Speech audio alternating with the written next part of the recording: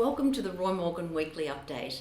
As we head into the Easter holiday period, the latest Roy Morgan survey results show an increase in support for the coalition this week, putting the two major parties in deadlock. Support for the Labor government's down 1.5% to 50%, even with the coalition on 50% on a two-party basis. Looking at the states shows the biggest swing to the coalition, or away from Labor, was in Queensland, up 5.5%.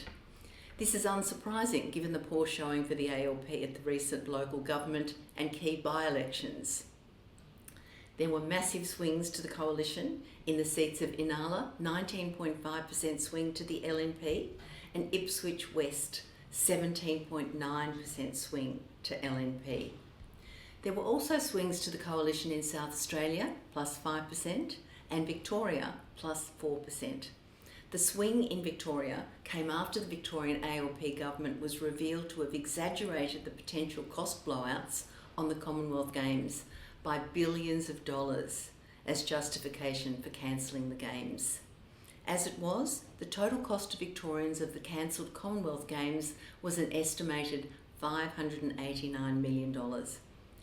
If a federal election were held now, the result would be a hung parliament, with the support of minor parties and independents required for either of the major parties to form minority government.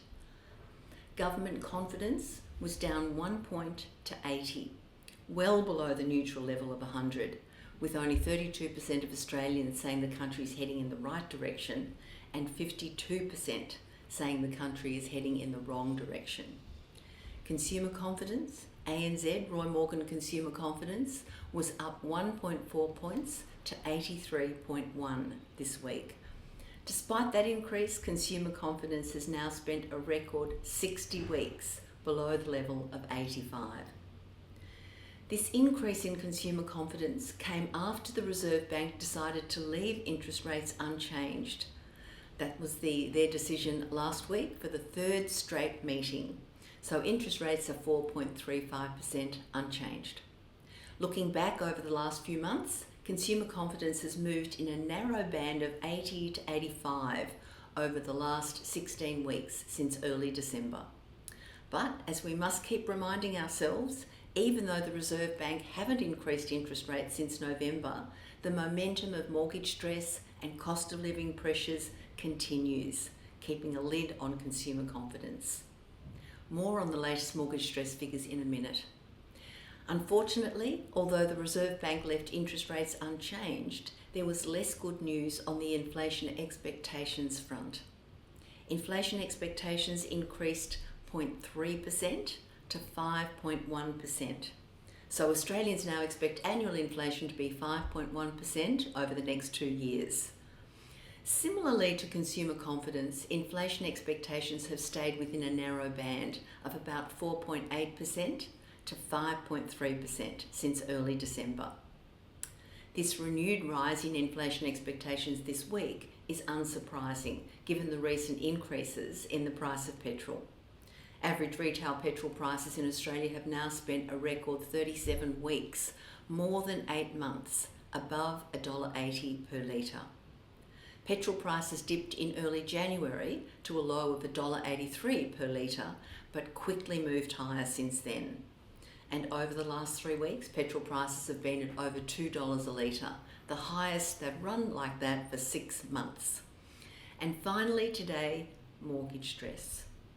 As you know, Roy Morgan's the only company that measures mortgage stress every month, and the latest mortgage stress figures are up slightly for a second straight month.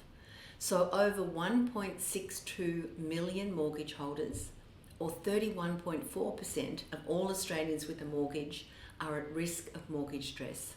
This is the highest proportion of mortgage holders at risk for over 15 years since the global financial crisis in 2008.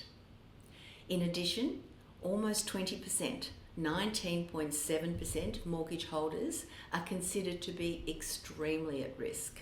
That's equivalent to almost 1,987,000 mortgage holders who are at risk of being unable to pay even the interest component of their loan.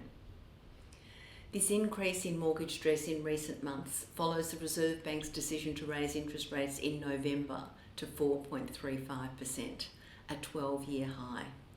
Since then, the Reserve Bank's opted to leave interest rates unchanged at its next 3 meetings.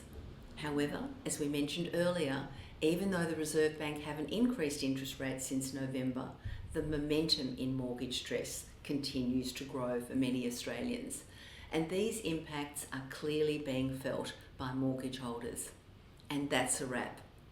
Thanks for your interest this week in Roy Morgan's latest results, and I'll be back next week to bring you the most up-to-date readings on consumer confidence, inflation expectations and voting intention over the Easter period.